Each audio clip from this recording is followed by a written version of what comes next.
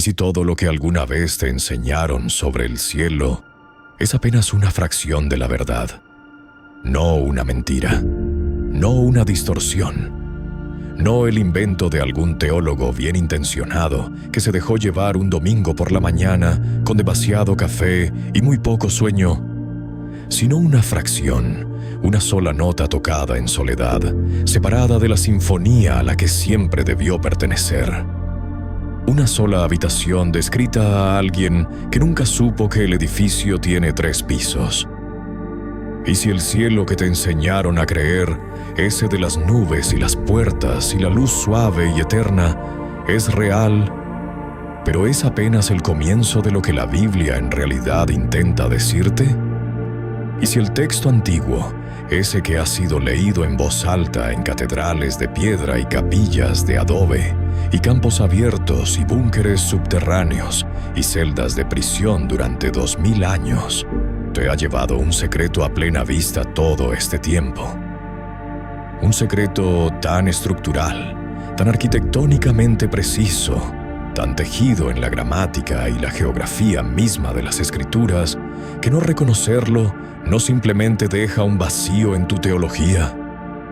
No reconocerlo te deja ciego ante el campo de batalla. Y el campo de batalla está directamente sobre tu cabeza.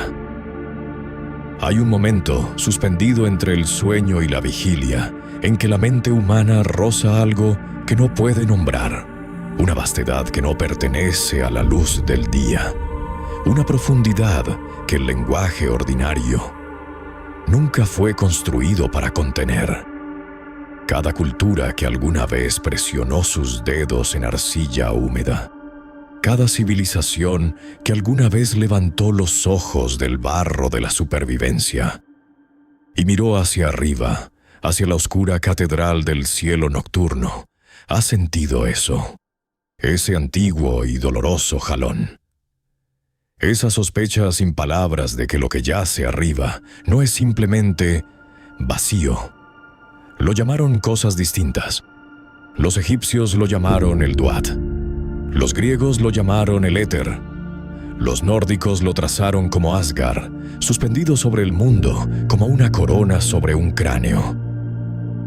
Los sumerios escribieron sobre cielos apilados como terrazas, cada uno gobernado por una fuerza diferente, cada uno separado del anterior por un velo que ningún pie mortal podía cruzar sin ayuda. No se conocían entre sí, no compartían textos ni intercambiaban argumentos teológicos a través del mundo antiguo.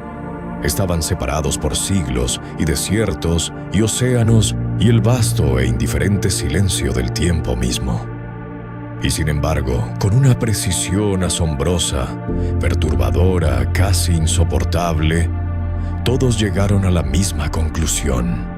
El cielo no es una sola cosa. Nunca lo fue. Y en algún lugar, enterrado bajo 2 milenios de vitrales y pinturas de escuela dominical y la cómoda y gastada imagen de nubes blancas y arpas doradas y abuelos sonrientes esperando ante una puerta hecha de perlas, la Biblia estaba diciendo exactamente lo mismo. No vagamente, no poéticamente, no como una metáfora suave que puede ser atenuada y explicada por la mano cautelosa y cuidadosa del pensamiento académico moderno, sino con precisión quirúrgica, estructuralmente, con la fría y arquitectónica exactitud de un plano trazado por alguien que había estado allí de verdad.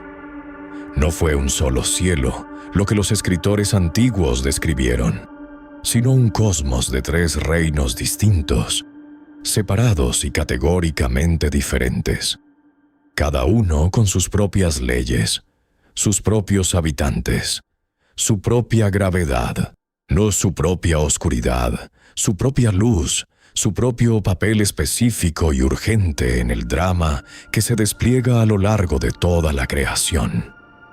Y la razón por la que la mayoría de las personas nunca ha escuchado esto verdaderamente no es porque la Biblia lo oculte, es porque nadie ha estado dispuesto a seguir el hilo hasta el final, considera por un momento lo que te enseñaron a creer. Si creciste en cualquier tradición arraigada en el cristianismo occidental, la imagen te fue dada de joven, grabada en el tejido suave de tu imaginación, mientras la mente aún estaba tibia y receptiva, y todavía no había aprendido a hacer preguntas incómodas. El cielo está allá arriba. Es un lugar de luz y descanso y gloriosa reunión, un grandioso y radiante algún lugar más allá de las nubes, donde Dios se sienta en un trono de fuego y cristal, y donde los ángeles cantan sin cesar con voces que jamás han conocido la fatiga, y donde los fieles son recibidos en casa con los brazos bien abiertos y una alegría que no tiene bordes, ni techo, ni fin. Es singular. Es unificado, es un solo lugar. El cielo que ves al mediodía, esa bóveda azul que se arquea sobre los campos de maíz y las catedrales y el asfalto agrietado de las calles bulliciosas de la ciudad, extendiéndose de horizonte a horizonte como el interior de un enorme cuenco luminoso. Ese es el umbral del cielo. Empuja más allá de él, más allá de las blancas torres de nubes cúmulos, más allá del aire frío y delgado, donde los motores de los aviones se esfuerzan y el hielo se forma en las alas de metal. Llega hacia el negro frío y sin fondo, donde los satélites se deslizan en sus órbitas silenciosas y los cometas arrastran su lento fuego blanco a través de la oscuridad. Y te estás acercando, más cerca de Dios, más cerca del trono, más cerca del lugar donde las oraciones ascienden como humo y las respuestas descienden como lluvia de madrugada. Ese es el mapa heredado. Esa es la geografía que la mayoría de los creyentes lleva dentro de sí, sin reexaminar, sin cuestionar, tan familiar e invisible como el aire en sus propios pulmones. Y no está mal porque sea simple.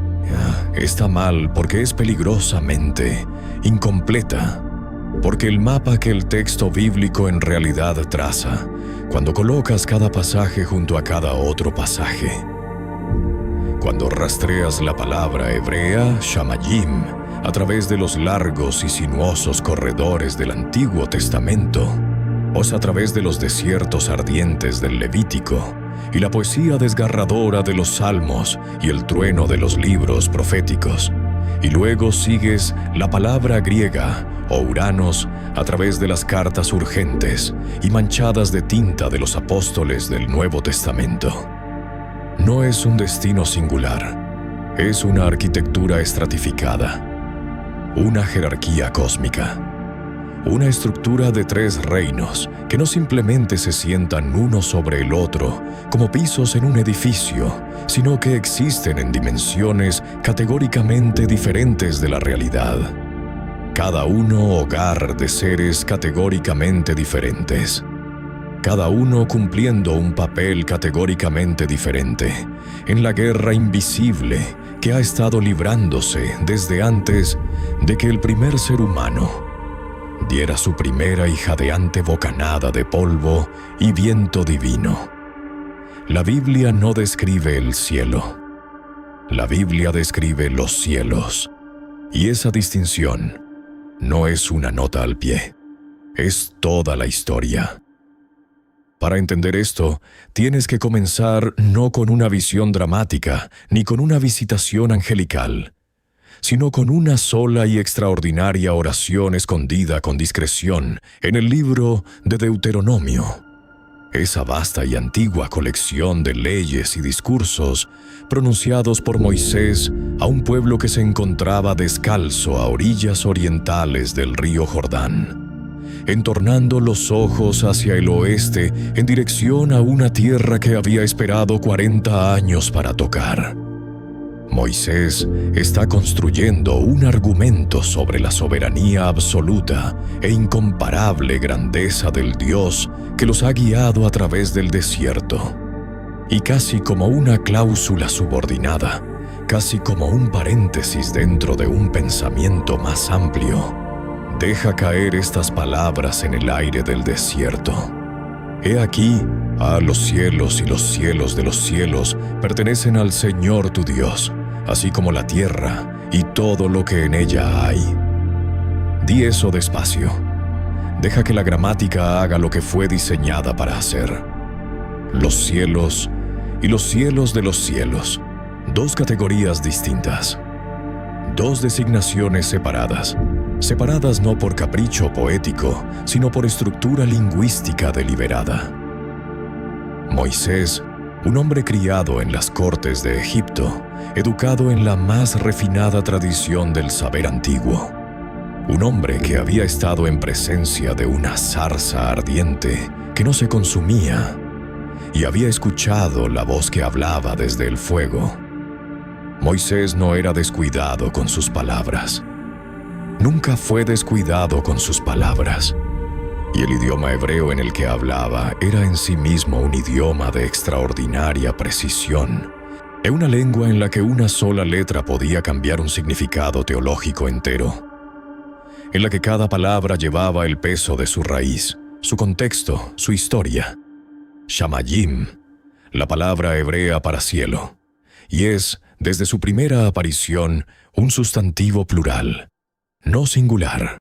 No el cielo como una sola bóveda unificada sobre la tierra, sino cielos, plural, en capas, múltiple. Una palabra que contiene dentro de su propia estructura gramatical la sugerencia de más de una cosa, más de un lugar, más de una realidad apilada sobre el mundo como pisos en una torre antigua e interminable. Los rabinos lo sabían.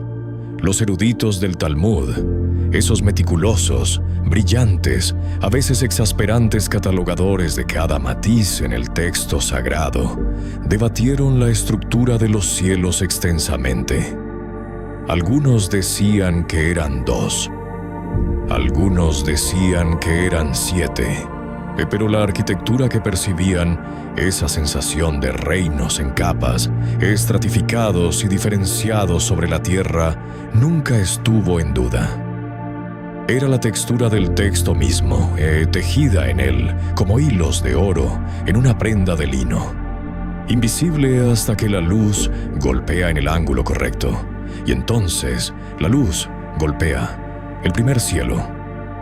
Comienza aquí, porque todo comienza aquí, en el reino que está más cerca de nosotros, el que ya has visto hoy, hayas salido o no.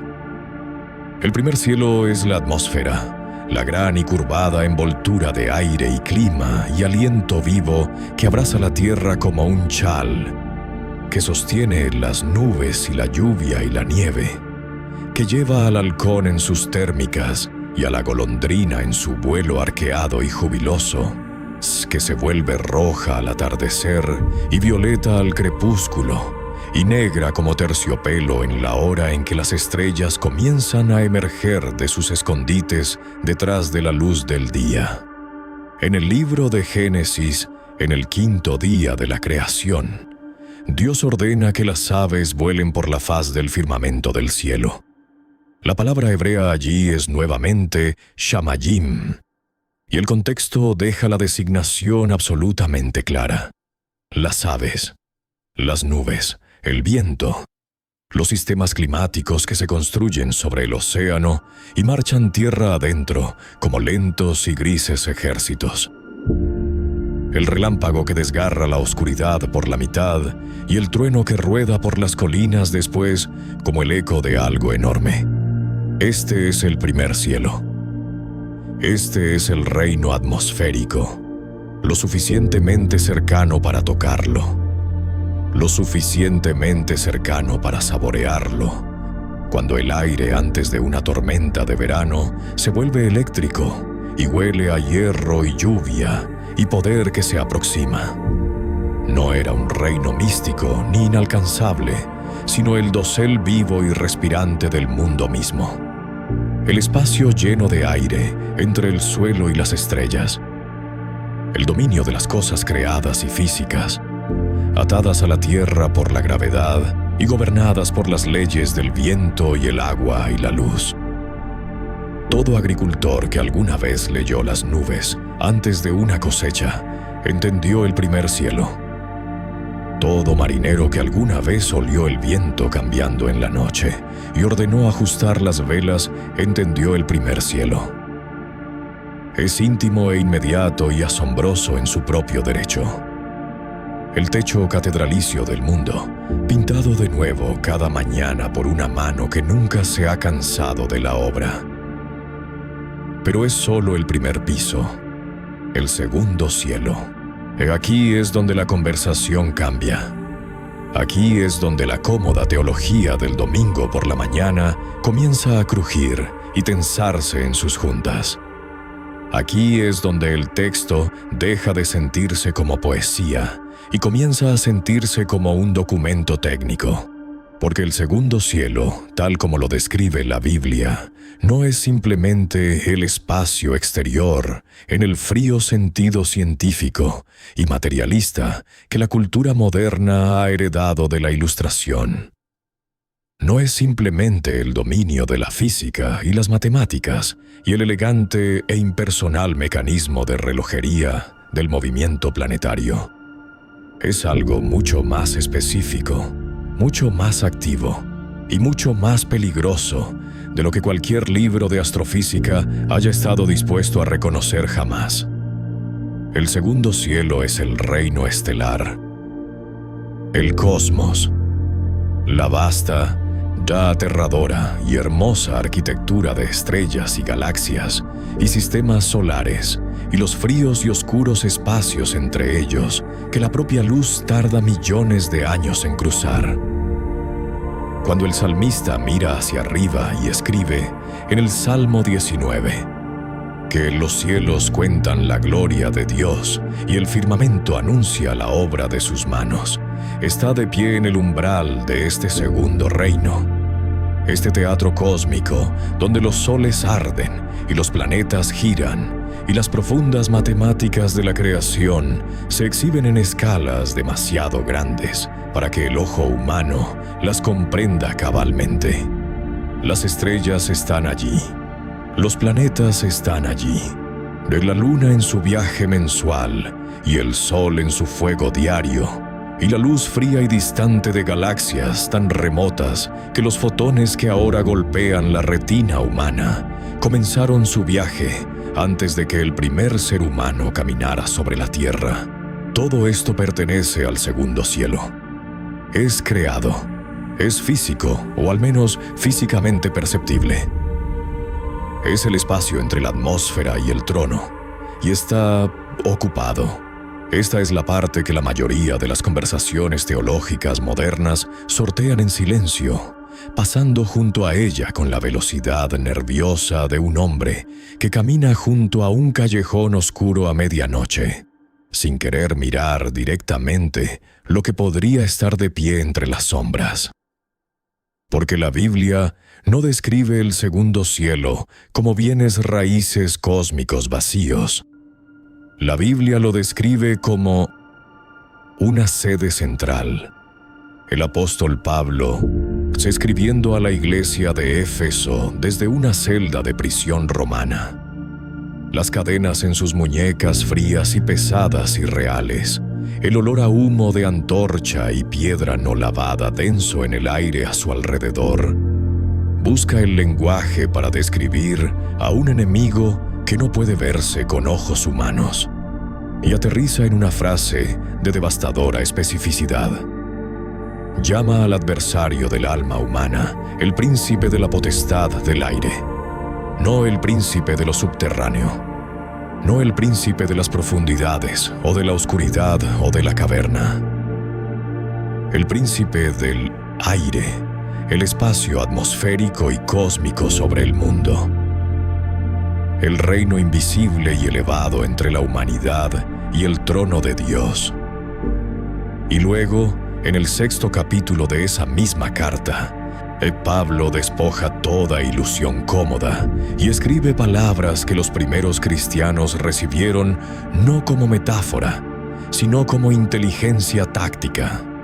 Porque no tenemos lucha contra sangre y carne, sino contra principados, contra potestades, contra los gobernadores de las tinieblas de este siglo, contra huestes espirituales de maldad en los lugares celestiales, no lugares bajos, no subterráneos, no el abismo, no la oscuridad debajo de la tierra, donde la imaginación popular siempre ha ubicado el reino del mal. Seguramente abajo, seguramente contenido, seguramente hacia abajo. Lugares celestiales. Arriba, elevados, entronizados en el reino cósmico, entre el mundo atmosférico de aves y clima y el reino divino del Dios increado. Los gobernadores de las tinieblas de este mundo no operan desde abajo. Operan desde arriba, desde el segundo cielo, desde el reino estelar, que el ojo humano ve como un lienzo de luz fría y hermosa, pero que la Biblia describe como un territorio disputado, desgarrado por la guerra, espiritualmente ocupado.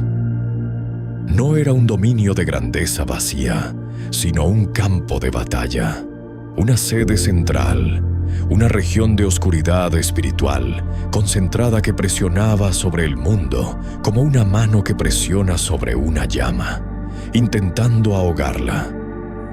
Y eso cambia la naturaleza de todo lo que ocurre en el espacio entre un alma humana y su Dios. Piensa en lo que es la oración. Por un momento, deja de lado los marcos teológicos, las tradiciones denominacionales, las diferentes posturas y formatos y estructuras litúrgicas que diferentes comunidades han desarrollado a lo largo de 2000 años de práctica. Destrúyela hasta su naturaleza esencial, y cruda y primaria. La oración es comunicación. La oración es una señal enviada hacia arriba, desde la parte más profunda de un ser humano hacia el punto más alto de toda la existencia. Es un grito lanzado a través de una distancia inimaginable, desde el polvo y el aliento y el anhelo hacia la fuente eterna e increada de todas las cosas.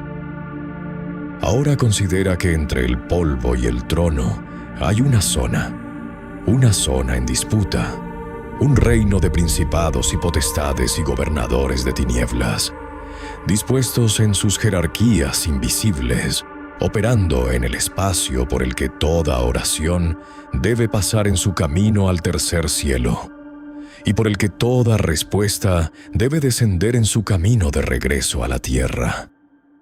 ¿Qué significa eso para la oración que se eleva desde una sala de espera de hospital a las 3 de la madrugada, temblando y desesperada, y apenas capaz de formarse en palabras? ¿Qué significa para la oración susurrada en la oscuridad por un niño que no comprende del todo lo que está haciendo, pero sabe, con la certeza instintiva de los jóvenes, que alguien está escuchando? ¿Qué significa que el camino entre el pedir y el recibir respuesta pasa por una zona de guerra? La Biblia no deja esta pregunta suspendida en el aire, sin respuesta y abstracta. La Biblia hace algo extraordinario.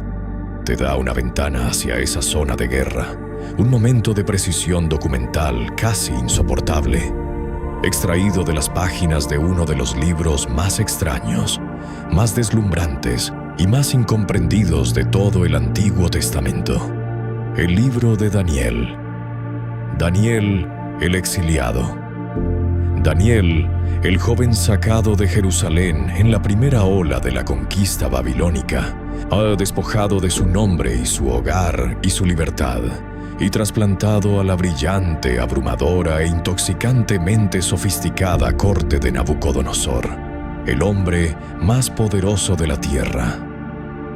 Daniel, que se negó a comer la comida del rey, que leyó la escritura en la pared, que durmió en un foso lleno de leones y despertó sin un rasguño, que tuvo visiones tan vastas y extrañas y transformadoras del mundo que aún pulsan de relevancia en el siglo XXI, como la luz de una estrella que se apagó hace milenios, pero cuya iluminación no ha dejado de llegar. En el 10º capítulo de su libro, Daniel ha estado ayunando y orando durante 3 semanas completas, 21 días. El texto nos dice que no comió pan agradable, ni carne, ni vino. No se ungió con nada.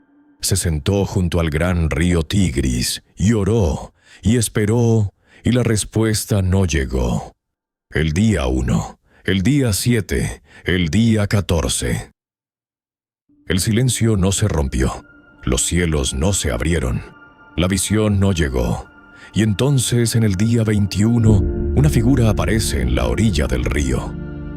Una figura tan luminosa, tan abrumadora en su presencia, que los hombres que estaban junto a Daniel, que no pueden ver la figura, son sin embargo presa de tal terror que huyen y se esconden sin saber por qué, sus cuerpos respondiendo a una proximidad que no pueden procesar. Y este mensajero celestial, este ser de bronce ardiente y zafiro, y un rostro como el relámpago, y ojos como antorchas, mira a Daniel temblando en el suelo, y dice palabras que deberían detener a toda persona que alguna vez haya orado y se haya preguntado por qué la respuesta parece tardar tanto. No temas, Daniel, no porque desde el primer día que dispusiste tu corazón a entender y a humillarte en la presencia de tu Dios, fueron oídas tus palabras. Desde el primer día. No el día 21. No después de que Daniel hubiera demostrado fe suficiente, ni orado con elocuencia suficiente, ni ofrecido la fórmula litúrgica correcta. Desde el primer momento en que el corazón de Daniel se volvió hacia Dios en búsqueda genuina. Las palabras fueron escuchadas. La señal llegó. La oración penetró. Pero entonces el mensajero dice algo que desgarra el velo que cubre la maquinaria del cosmos. Mas el príncipe del reino de Persia se me opuso durante 21 días. 21 días. El mismo número. No una coincidencia. No un recurso literario.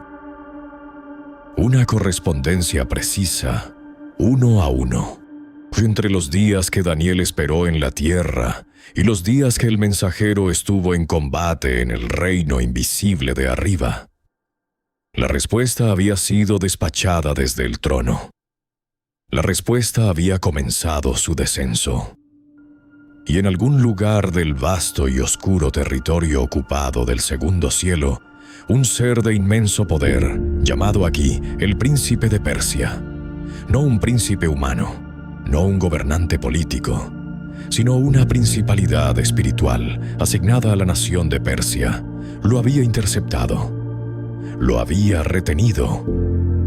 Había luchado contra el mensajero con una ferocidad que requirió, finalmente, la intervención de Miguel, uno de los grandes arcángeles, descrito en otros lugares de las Escrituras como el príncipe angelical que guarda a la nación de Israel antes de que la respuesta pudiera finalmente abrirse paso y descender hasta donde Daniel esperaba, adelgado y agotado y fiel a orillas del río Tigris.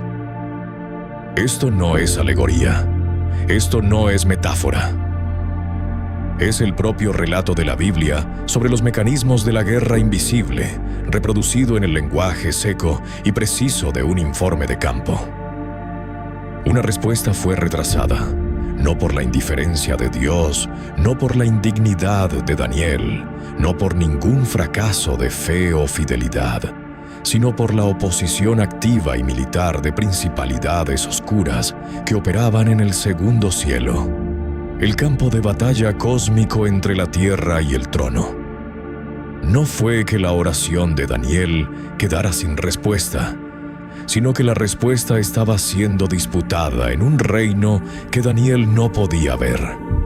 Un reino que operaba en la oscuridad del espacio entre las estrellas, en los lugares altos de la maldad espiritual, en el segundo cielo que parece, desde abajo, y como nada más que la belleza silenciosa e indiferente del cielo nocturno.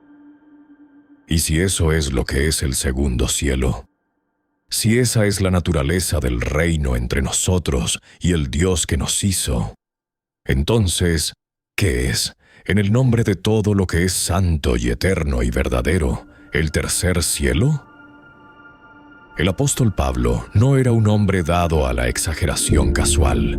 Era fariseo antes de convertirse en apóstol, lo que significa que había sido formado desde la infancia en la escuela más rigurosa y exigente de la erudición bíblica que el antiguo mundo judío podía ofrecer. Conocía cada palabra de la Torá. Conocía a los profetas. Conocía los escritos.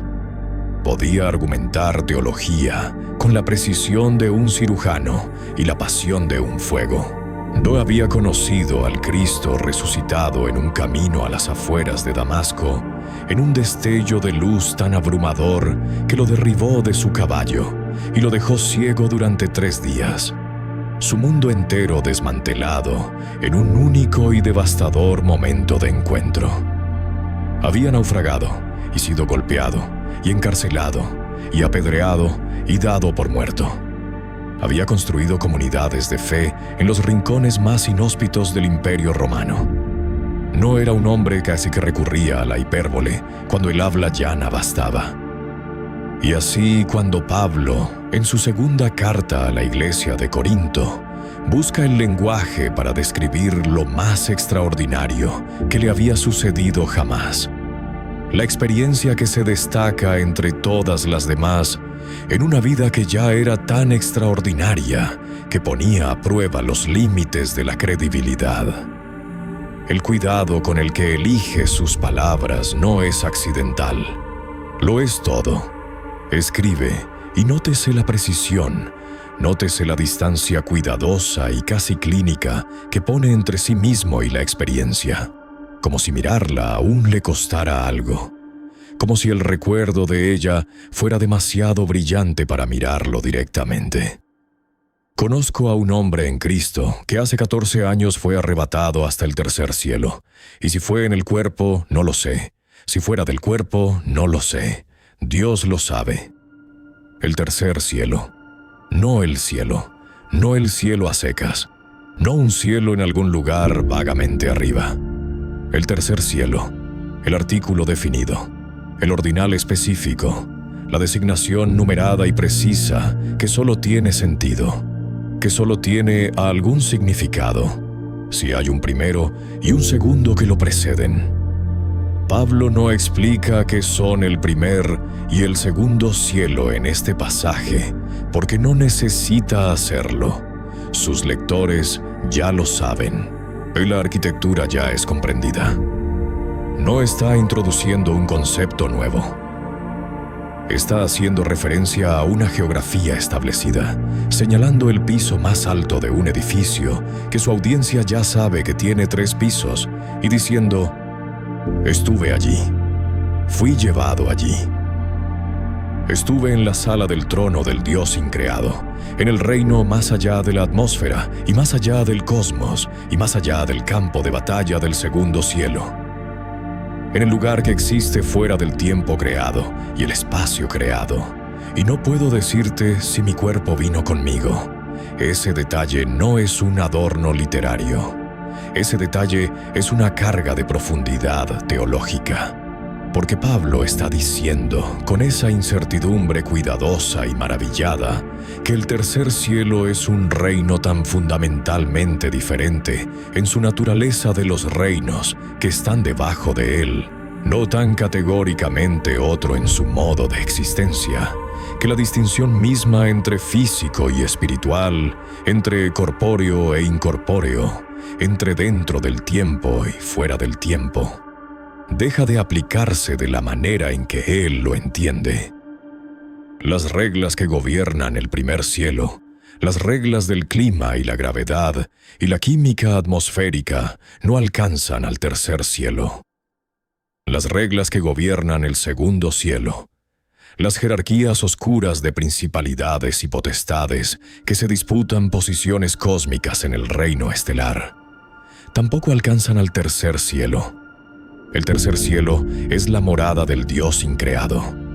no una ubicación dentro del universo, no un punto en ningún mapa cósmico que el telescopio más poderoso jamás construido pudiera identificar y fijar con coordenadas.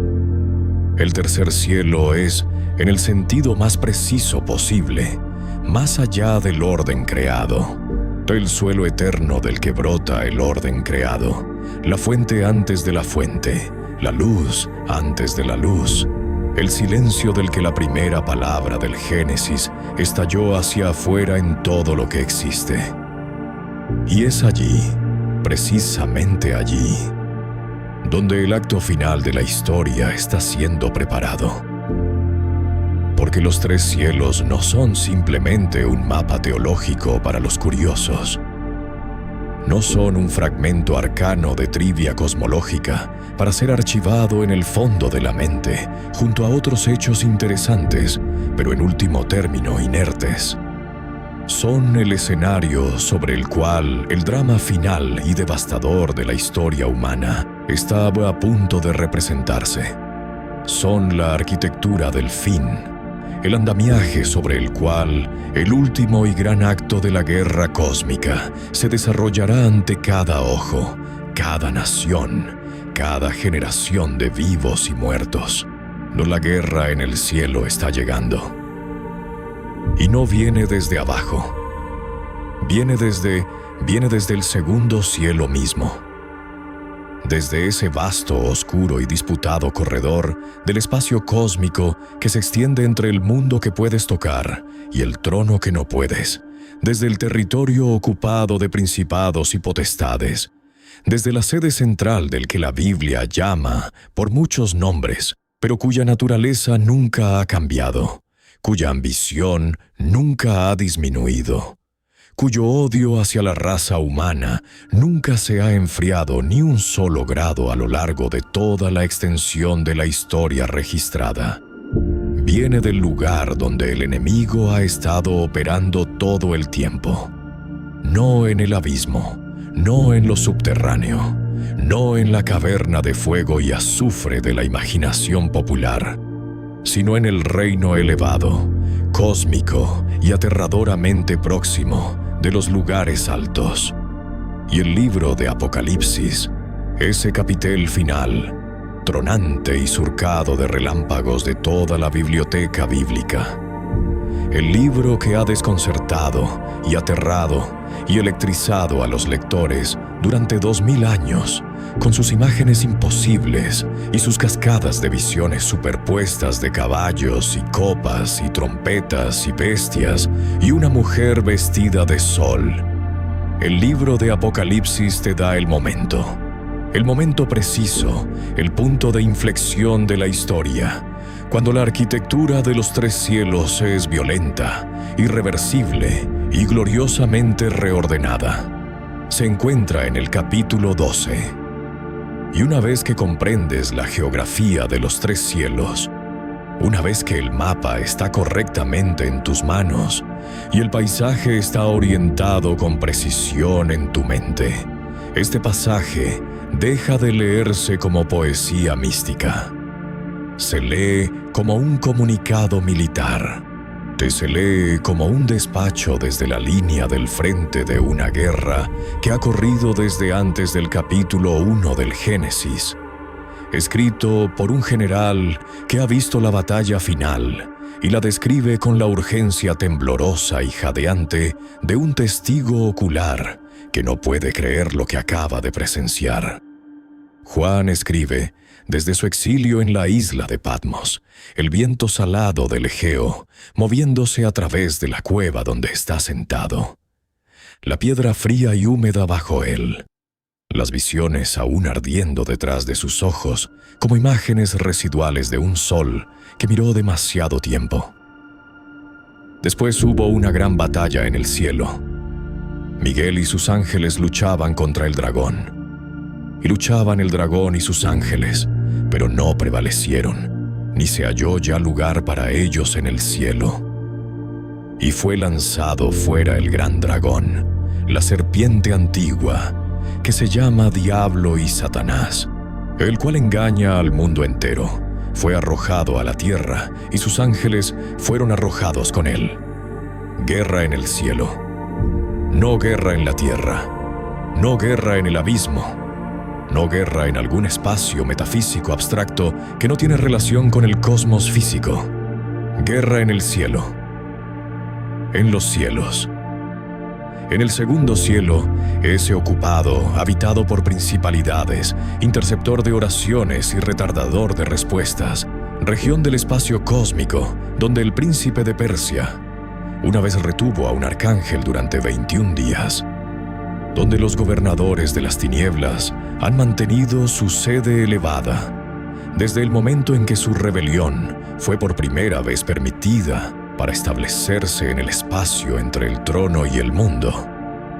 Y el dragón es arrojado, no destruido, no aniquilado, no lanzado al abismo, todavía no, eso viene después, en otro capítulo, en otro acto del drama, sino arrojado desde el segundo cielo hacia la tierra, desalojado, expulsado, despojado de su sede cósmica, de su posición elevada, de su acceso a los lugares altos desde los cuales ha estado operando desde el principio. La gran zona de amortiguamiento, la cúpula de hierro de oscuridad espiritual que ha presionado sobre el mundo desde antes de que la primera civilización levantara su primer templo de piedra hacia el cielo, es despejada. Y en ese despejamiento, en esa apertura repentina, violenta y devastadora en la arquitectura cósmica sobre el mundo, el camino se vuelve recto, el paso se vuelve abierto, el rey puede descender. Pero antes de ese descenso, antes del acto final del drama, no antes de que suene la trompeta y el cielo se rasgue y los ejércitos del tercer cielo se viertan a través del corredor abierto del segundo cielo, despejado hacia la tierra que espera abajo, hay algo que necesitas entender sobre lo que significa el ser arrojado para el mundo que debe soportarlo. Porque el capítulo 12 del Apocalipsis no se detiene en la victoria. No deja que la cámara se detenga en el triunfo de Miguel y sus ángeles, en el dragón cayendo desde las alturas cósmicas como una piedra ardiente. Sigue al dragón todo el camino hacia abajo, y lo que describe en los versículos inmediatamente posteriores al ser arrojado no es paz, no es alivio, no es el mundo exhalando después de un largo y terrible asedio. Es la gran tribulación. Ay de los moradores de la tierra y del mar, porque el diablo ha descendido a vosotros con gran ira, sabiendo que tiene poco tiempo. Poco tiempo. El dragón, despojado de su sede, despojado de la altitud cósmica desde la que ha estado dirigiendo su campaña contra la raza humana, despojado del acceso al segundo cielo, que ha sido su dominio y su centro de mando, cae a la tierra y cae enardecido. Cae con la furia específica, concentrada y volcánica de un general que acaba de ver su posición estratégica arrollada, que sabe que la guerra está perdida, pero que aún no ha perdido la capacidad de infligir devastación en el territorio que todavía ocupa temporalmente. Este es el mecanismo detrás de la gran tribulación que la profecía describe. No fue una secuencia arbitraria de horrores desatados por un Dios caprichoso para castigar a un mundo descarriado. Es la consecuencia directa y lógica de la geografía cósmica siendo reordenada. Cuando el segundo cielo es despejado, el mal que una vez operó desde la distancia, desde una posición elevada y difusa a través de los vastos territorios del reino estelar, es comprimido, concentrado, colapsado hacia el único teatro físico y delimitado de la Tierra. Una fuerza que una vez se extendió por distancias cósmicas queda de repente confinada a un solo planeta. Y la presión de ese confinamiento es lo que los profetas de los tiempos finales Vieron y registraron, con manos temblorosas y nudillos blancos a través de los siglos. Isaías lo vio. Jeremías lo vio. Daniel lo vio en visiones que lo dejaron físicamente enfermo, tendido boca abajo en el suelo, incapaz de hablar o de ponerse en pie. Zacarías lo vio. Joel lo vio. Y Juan en Patmos lo vio con más detalle que cualquiera de ellos. Sus visiones tan densas y en capas y tan vívidas que los eruditos aún están excavando su significado 2000 años después, aún descubriendo cámaras en la arquitectura de esa profecía final que no habían entrado anteriormente. No fue un castigo diseñado en frialdad, sino una compresión, una función de forzamiento cósmico, la consecuencia inevitable de una gran oscuridad despojada de su vasto dominio y presionada hacia uno pequeño. La última, desesperada y furiosa rabieta de un poder que ya conoce su propio fin.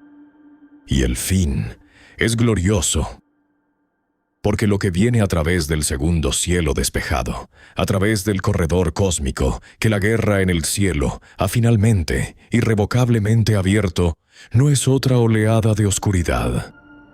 No es otra principalidad llenando el vacío dejado por la expulsión del dragón. No es silencio, ni vacuidad, ni el frío e indiferente mecanismo de un cosmos que ha llegado al final de su curso. Lo que viene es un jinete. El capítulo 19 del Apocalipsis lo describe, y no hay pasaje en toda la literatura humana, sagrada o secular, antigua o moderna, que iguale su poder crudo, abrumador y atmosférico. La cueva en Patmos debe de haberse sentido muy pequeña cuando esta visión llegó a Juan. Las paredes de piedra deben de haberse sentido muy cercanas. El sonido del Egeo afuera debe de haber parecido muy lejano. Entonces vi el cielo abierto, y he aquí un caballo blanco, y el que lo montaba se llamaba Fiel y Verdadero, y con justicia juzga y pelea. Sus ojos eran como llama de fuego, y había en su cabeza muchas diademas. Y tenía un nombre escrito que ninguno conocía sino él mismo. Estaba vestido de una ropa teñida en sangre, y su nombre es el Verbo de Dios. El cielo abierto. No entreabierto, no entornado, no parcialmente corrido como una cortina movida por una brisa. Abierto. El tercer cielo, esa sala del trono eterna, increada y trascendente del tiempo, desde la cual Pablo fue devuelto incapaz de hablar de lo que había visto, desde la cual cada oración en la historia de la raza humana ha sido escuchada y respondida y despachada de regreso a través del disputado segundo cielo hacia corazones que esperaban en la tierra. Ese cielo se abre, y lo que viene a través de él no viene en silencio. Viene con los ejércitos del cielo detrás de él. Viene con un nombre escrito en su vestidura y en su muslo. Viene con ojos que son fuego y un semblante que es la gloria plena, sin velo y sin mediación del Dios que habló el universo a la existencia, desde el silencio de su propia naturaleza eterna. Viene descendiendo a través del segundo cielo, ahora despejado, ahora barrido de las principalidades y potestades que una vez lo ocuparon, pasando a través del reino estelar que una vez sirvió como la sede del enemigo, a través del reino atmosférico, donde los pájaros vuelan y las nubes se forman y la lluvia cae sobre justos e injustos por igual. Y llega al mundo que hizo. Llega al polvo del que formó al primer ser humano y al que insufló vida con su propio aliento. Llega al jardín que se convirtió en desierto, el desierto que se convirtió en peregrinación, la peregrinación que se convirtió en imperio, el imperio que se convirtió en ruina, la ruina que se convirtió en anhelo, el anhelo que se convirtió en profecía, la profecía que se convirtió en promesa, y la promesa que ahora, finalmente, en este último y decisivo momento de toda la historia creada, se está convirtiendo en realidad. El Rey está en casa. Escucha esto ahora, porque aquí es donde la antigua arquitectura de los tres cielos deja de ser teología y se convierte en algo intensamente, casi insoportablemente personal. No eres un espectador en esta historia. Nunca fuiste concebido para ser un espectador en esta historia. El drama cósmico de los tres cielos, el primer cielo atmosférico sobre tu cabeza, el segundo cielo disputado que presiona sobre el mundo como un motor de asedio invisible, el tercer cielo eterno donde el trono se sostiene y las oraciones son escuchadas y las respuestas son despachadas y la campaña final está siendo preparada. Nunca fue un drama diseñado para ser observado desde una distancia cómoda por mentes que son meramente curiosas. Fue diseñado para ser habitado, para ser comprendido en los huesos, para remodelar la manera en que piensas sobre cada oración que has orado, cada silencio que has esperado, cada momento en que los cielos se sintieron como bronce sobre ti, y las palabras que lanzaste hacia arriba parecieron caer de regreso a la tierra sin respuesta. Piensa en Daniel de nuevo. 21 días junto al río, delgado y agotado y fiel, sin comer nada agradable, esperando en un silencio que debió sentirse en ciertas horas bajas de la madrugada, como abandono, como si el trono estuviera vacío, como si los cielos fueran exactamente lo que los materialistas siempre dijeron que eran. Solo aire, solo espacio, es solo el frío e indiferente mecanismo de un universo que no escucha y no responde y no le importa. Pero los cielos no estaban vacíos. Los cielos nunca estuvieron vacíos. Hubo en esos 21 días una batalla que se libraba sobre la respuesta de Daniel que Daniel no podía ver, no podía sentir, no podía verificar a través de ninguno de sus 5 sentidos ni de ninguno de sus considerables recursos intelectuales. Hubo una guerra siendo librada en su nombre, en el segundo cielo, por fuerzas cuyo poder y furor y brillantez hacen que todo conflicto terrenal parezca una disputa entre niños. Y en el día 21, cuando el mensajero finalmente abrió paso y se detuvo resplandeciente en la orilla del río, lo primero que dijo no fue: «Tu oración ha sido escuchada». Dijo: «Tus palabras fueron oídas desde el primer día». El primer día, lo que significa que el silencio no era ausencia. El silencio era guerra. El silencio era el sonido de una batalla que se libraba en un reino al que Daniel no tenía acceso, en nombre de una respuesta que ya estaba desde el primer momento en camino.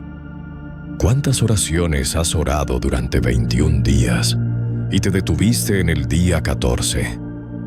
¿Cuántas respuestas están, incluso ahora, en tránsito a través del disputado reino del segundo cielo, retrasadas no por la indiferencia de Dios, sino por la resistencia activa de principalidades que saben lo que esa respuesta hará cuando llegue?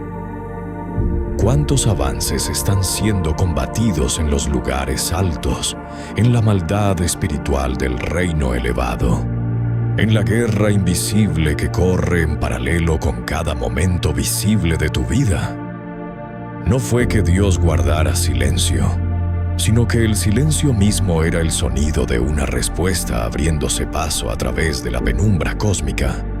Y eso lo cambia todo. Cambia la manera en que entiendes la guerra espiritual. El lenguaje que Pablo usa en Efesios 6 no es decoración metafórica.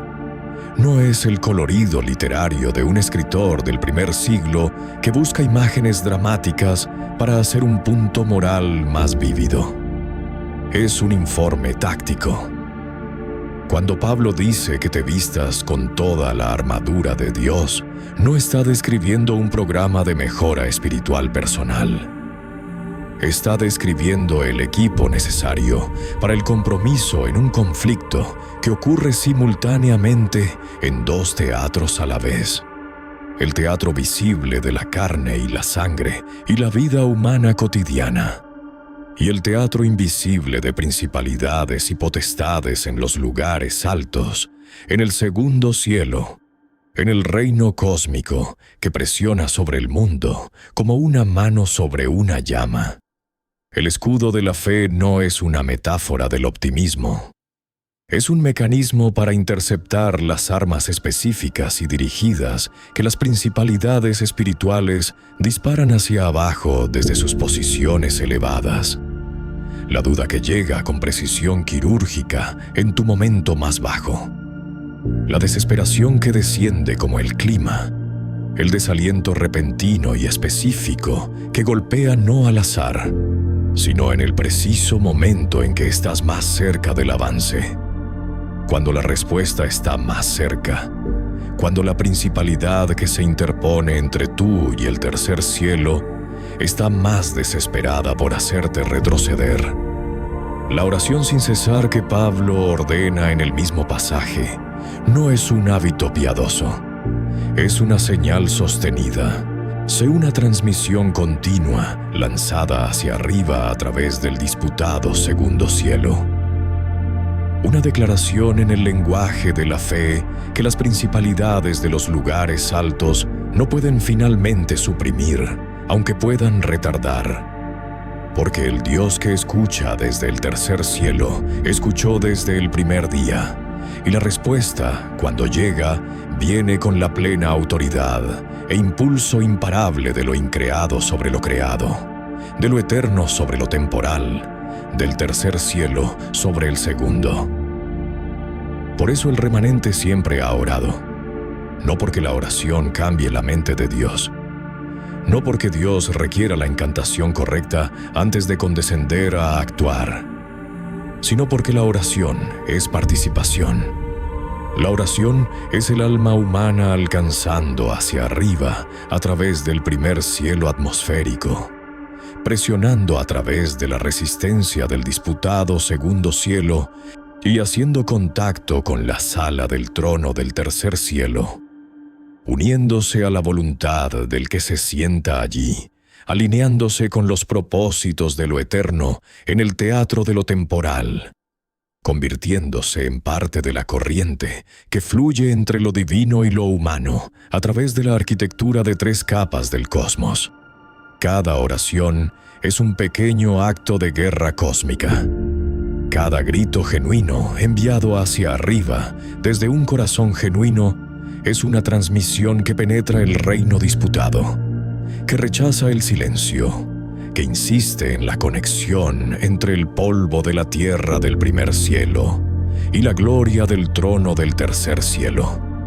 Y cada una de esas oraciones está contribuyendo a algo más grande que ella misma. Porque esto es lo que los 3 cielos nos dicen sobre el momento que estamos viviendo ahora mismo. En las señales que los profetas describieron como precursoras del despejamiento del segundo cielo, como indicadores de que la guerra en el cielo se aproxima a su compromiso final y decisivo, no son abstractas. No están enterradas en un lenguaje simbólico tan denso que solo los especialistas pueden localizarlas.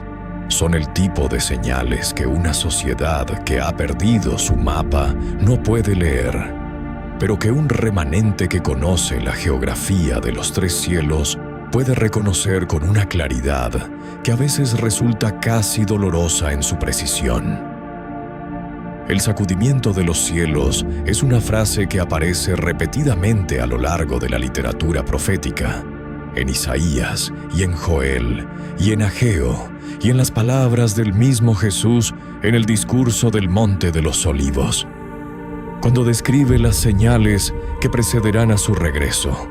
No las potencias de los cielos serán conmovidas, no solo la tierra, no simplemente las estructuras políticas, sociales y económicas de la civilización humana, aunque esas también temblarán, temblando de maneras que hacen que las instituciones humanas más fuertes y seguras parezcan de repente frágiles, de repente provisionales, de repente y obviamente temporales, sino los cielos, el reino cósmico, el segundo cielo mismo, el hábitat y la sede de las principalidades y potestades, temblando mientras el conflicto en su interior alcanza su intensidad terminal. Cuando el mundo se siente inestable de maneras que desafían la explicación ordinaria, cuando la sensación de presión invisible sobre la civilización humana se vuelve palpable incluso para personas que no creen en la presión invisible, cuando nación se levanta contra nación, no meramente por agravio político, sino con una ferocidad irracional y casi demoníaca que el análisis político por sí solo no puede explicar. El remanente que conoce el mapa entiende lo que está ocurriendo en el reino de arriba.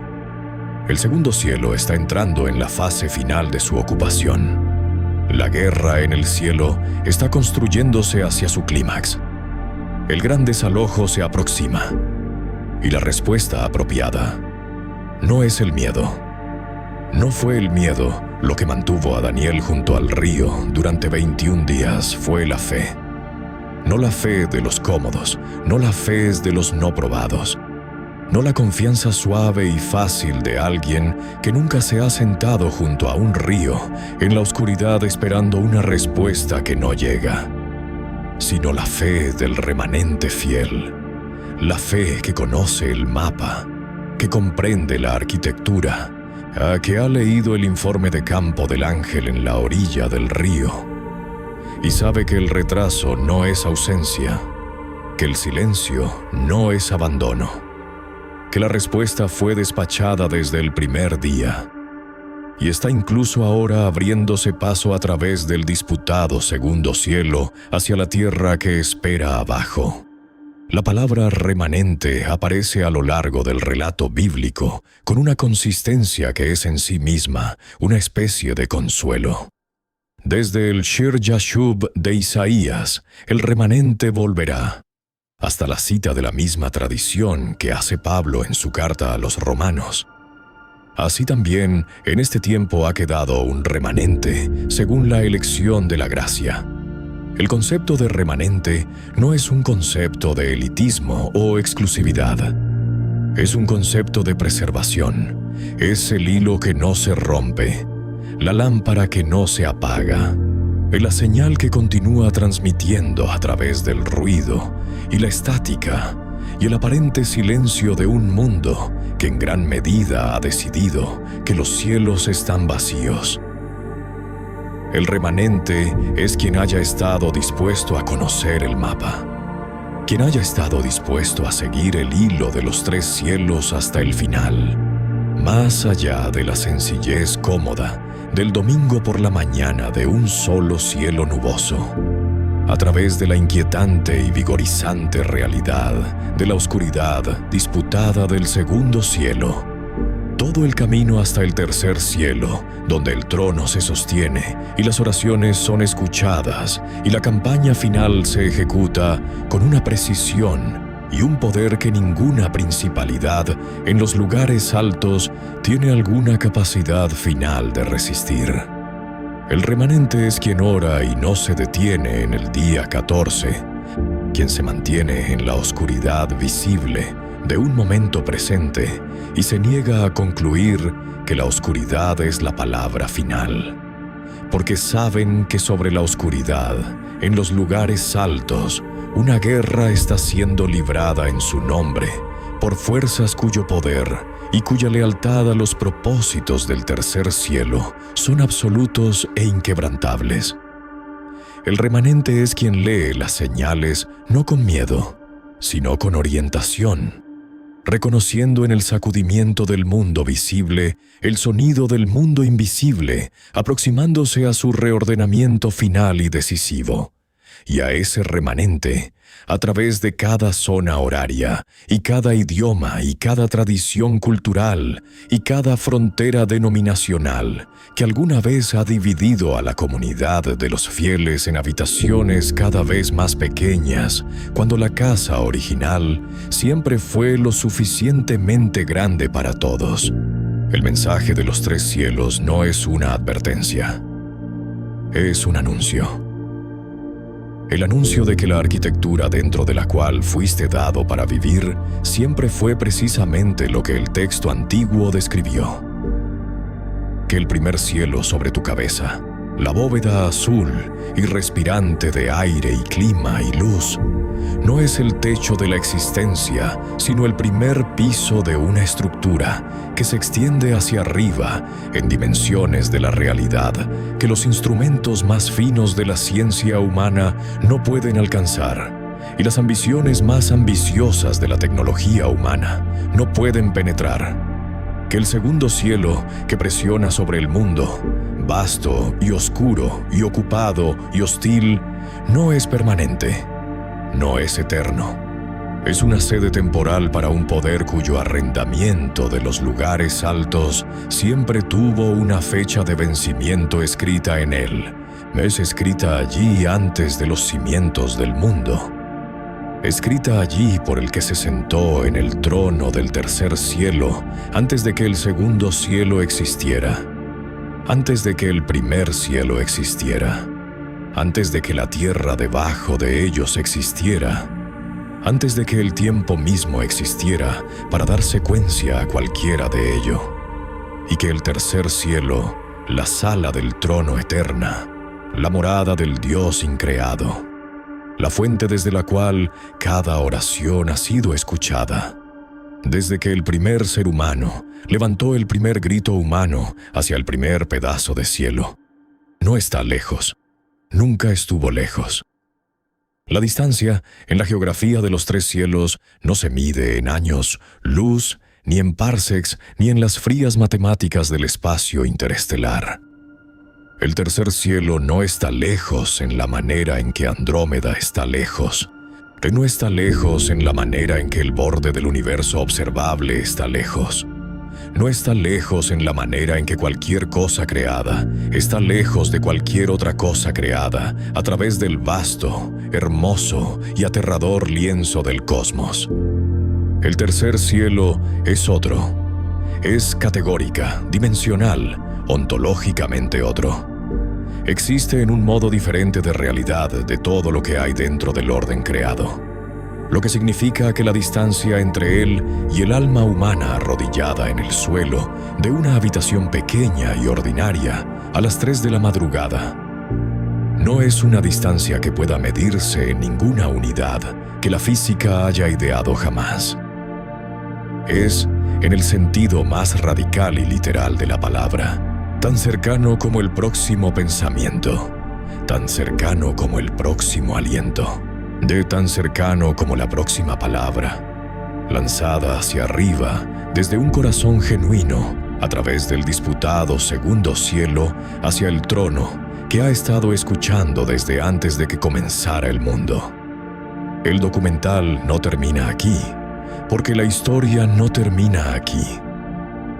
La historia termina con un jinete en un caballo blanco descendiendo a través de un cielo abierto, a través de un segundo cielo despejado, a través de un primer cielo eléctrico con su aproximación, hacia un mundo que lo ha estado esperando desde el momento en que fue hecho.